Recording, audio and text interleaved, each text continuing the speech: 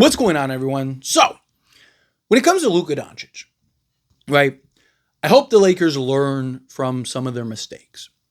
Right? And what I mean by that is like with Anthony Davis and LeBron James and that kind of timeline, you built and laid the blueprint for a championship team. You win a championship, right? A lot of people act like the next season the Lakers just tore it down, which they didn't, right? Like I see a lot of people like, why did you tear down a championship team? Like they won the championship, then the next year they didn't. They lost to the Phoenix Suns in the first round.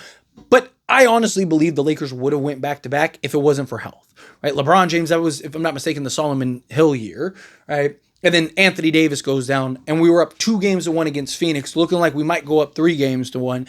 And then all of a sudden, Anthony Davis goes down, and that was basically it. You had Dennis Schroeder, who had COVID and was never the same. He was having all kinds of respiratory issues, stuff like that. Before he ended up getting COVID and everything, Lakers were like plus 11.5, plus with Dennis Schroeder, LeBron James, and Anthony Davis, those three guys, right? So they were one of the best, they were the best trio in basketball, right? And then you go and fast forward and it's like all those and that. Andre Drummond had like a foot in or a toe injury, right? It just became a disaster. Everything kind of fell apart. And then the Russell Westbrook situation happened. The Russell Westbrook situation is not the situation I'm referring to here, right? I understood the idea, logic, and what both stars wanted at that time. And look, you're going to take gambles, you're going to take risks, you're going to take chances, and sometimes they're not going to pay out. Right? LeBron wanted to play more off ball. He wanted kind of that guy because he was getting older, getting in his later years. He wanted somebody that kind of take over. After the 2020 season, you started to see him kind of, that's why they went and got Dennis Schroeder. So he could start moving more off ball and kind of make that transition. Right? Anthony Davis, he was like, hey, I'll play the center position, all that stuff. And the Russell Westbrook thing, it just didn't work out. The fit wasn't there.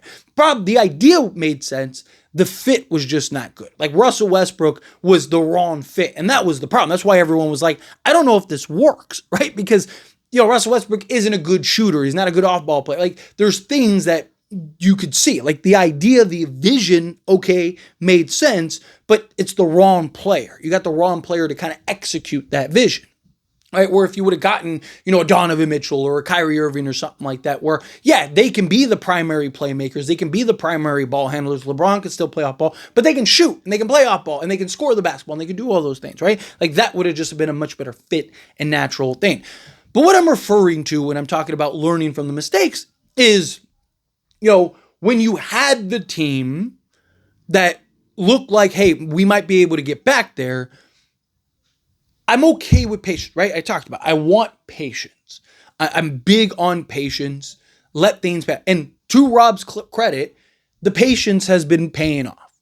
I've talked about that. If any team in the league, Charlotte, pick the worst team in the league. If any team in the league got Luka Doncic and DeAndre Ayton, the number 1 and the number 3 pick in the 2018 draft, and 2, just match made in heaven talents, and in a, 5-month span, everyone would be talking about how that team's going to win the NBA championship. And oh my God, they're the best team in basketball and watch out. But now, because it's the Lakers, everyone's like, oh, they're going to be trash. Like, blah, blah, blah. Like, okay, we'll see. Maybe they are. I don't know. But, Rob Pelinka has been great being patient. You're seeing him, even trades and stuff. Look, if anybody's going to make a trade, it's Rob Pelinka. Talked about it. He made a trade every season he's been in office but one. And it was the one year he said there wasn't anything.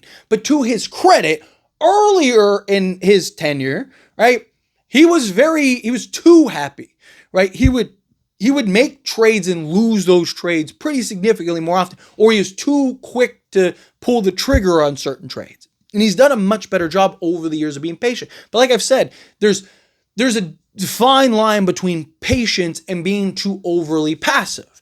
If that trade is there, that's fine. I don't mind overpaying if it's justified. Mark Williams situation, right?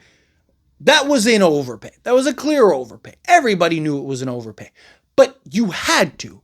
It was justified. It made sense. It was something that everybody was like, hey, it's an overpay, but great job, right? Kudos to him. Because you just got Luka.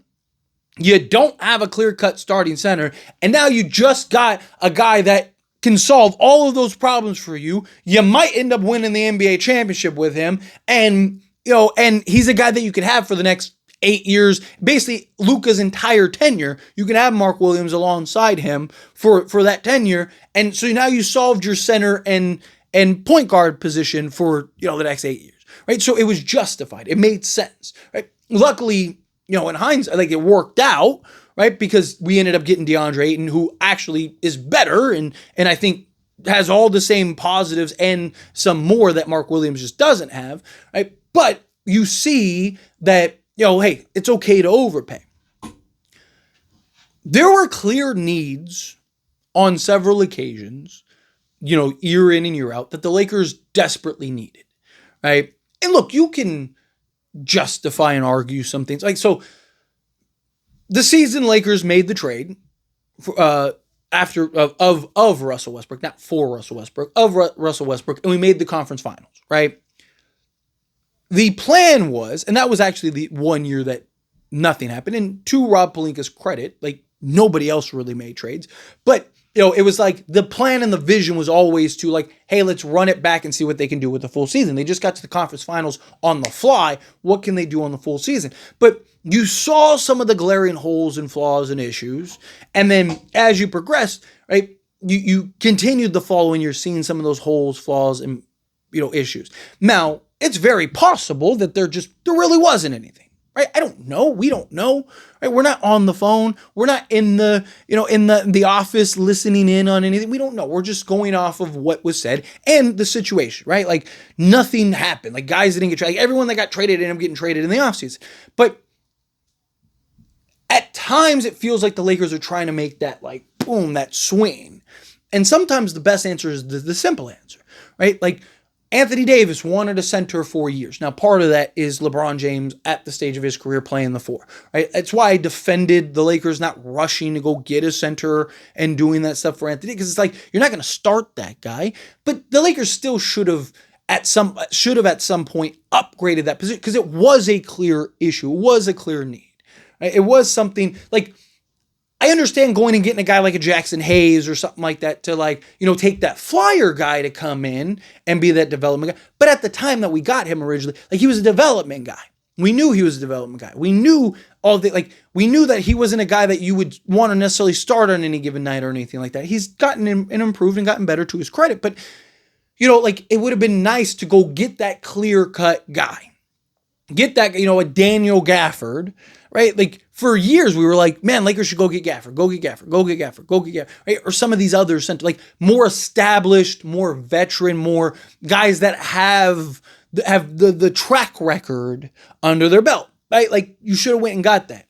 So to loop it into Luka, I really hope that the Lakers make sure that they are doing right by Luka, and when they identify a clear issue, when they identify a clear need, they address it quickly, right? Don't just sit for, obviously, again, no trade is better than a bad trade. You got to be patient.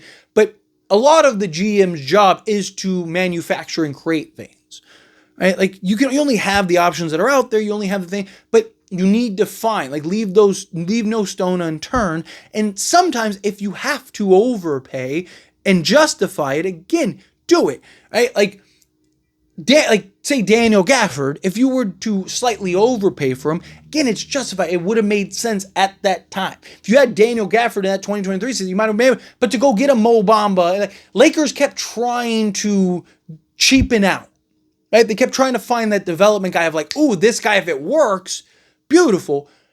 Yes, if it works, beautiful, and you look like geniuses, and there's nothing wrong with getting that guy. There was nothing wrong with getting Mo Bamba. There's nothing wrong with getting a Jackson Hayes. If you got the proven guy, right? Because then at some point you can make that transition or trade the proven guy or whatever if, the Jackson Hayes acquisition pays off or, the Mo Bamba acquisition pays off, right? Things like that. So to me, if you're the Lakers, I want to see them kind of continue to scour, look, be aggressive, be patient, but be aggressive to find those spots where you can go and improve areas, right? Right now, there appears to be a clear hole at the starting three. getting a guy like Andrew Wiggins. Heard Andrew Wiggins. I understand that. I'm all for that. Beautiful. Okay. It's great. Lakers kind of want to be patient, go into the season and just see. Again, I'm okay. Beautiful. Love it. Let's do it. Right? Because you want to make sure. There's nothing wrong with making sure. There's nothing wrong with, if we were already at the trade deadline. So like, again, the Mark Williams situation where it's like, okay, it's blatantly obvious. Like because you could have just went, hey, we want to be sure. Like, let's see if Jackson Hayes can do it. Maybe bring in Koloko or something like that. Right? But it was like, no, like we need that guy. Right? It was obvious. So like, again, obviously there's times where it's obvious, but because we're not at that area where like we're crunched for time, there's this clear hole, right? Like if we were close to the trade deadline, it's like, hey, we really need a starting three. Then it's like, yes, go make that move now. But because we're in the offseason, I'm fine with the Lakers being patient, letting things progress, going to see and see. Does, again, the cheaper route, does Jake LaRavia work? Right? It's situational awareness. Right now, you're early in the season. Right now, like I said, I didn't mind after the Lakers made the conference finals, running it back and making no significant moves, right? Because what if it did work, right? So getting into it, it's okay. Beautiful. We get into it. But by the time we got to the trade deadline, there were those clear holes. We could use a better backup center. You could probably use, like if you're not, like Jared Vanderbilt, he's not saying you need that clear, like you needed a Dorian Finney-Smith type, right? You probably needed an upgrade from D'Angelo Russell because, like there were things in general that you're looking at that's like, okay, clearly we have some clear holes and needs that we need to address. Go make that happen. Again, be patient, let things happen, because maybe Jake LaRavia does pay off, and he is that guy, and he does solve that issue, or Jared Vanderbilt finally magically becomes, a serviceable offensive player. Not even great, just decent. Now you don't have that issue. Now you don't have that concern. Okay, perfect. Now it's like, okay, well, maybe we still make that move, but now you're coming from a place of like, again, we want this guy rather than need this guy. You look at the backup center position, like can Jackson Hayes hold it down? I think he'll be able to. Right. And I've been pretty spot on about Jackson Hayes.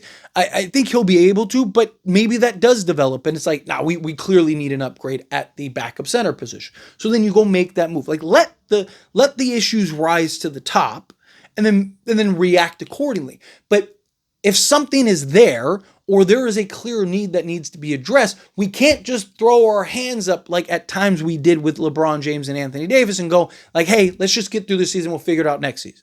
And then it becomes next season. Then it becomes next season. Then it becomes next season. Right? Because there were several issues, several needs that needed to be addressed that were there for years. It's one thing if like, right, like you lose Dorian Finney, like you solved your center position, but you lost Dorian Finney-Smith in the process. So it's like, man, we need a guy like that.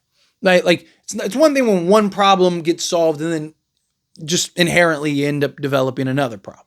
It's another thing when that same problem has been there for years and you're not addressing it. So I hope the Lakers do better by Luka than, Anthony Davis. Just something to keep in mind. But anyway, as always, this is a discussion, past question to you. Let me know your thoughts and opinions down in the comments. That being said, if you haven't liked this video, hit that like button. Helps me out. So enjoy these types of videos, and I truly appreciate it. Not subscribe channel, hit that subscribe button. Turn on the bell notifications. Appreciate y'all. See you in the next one.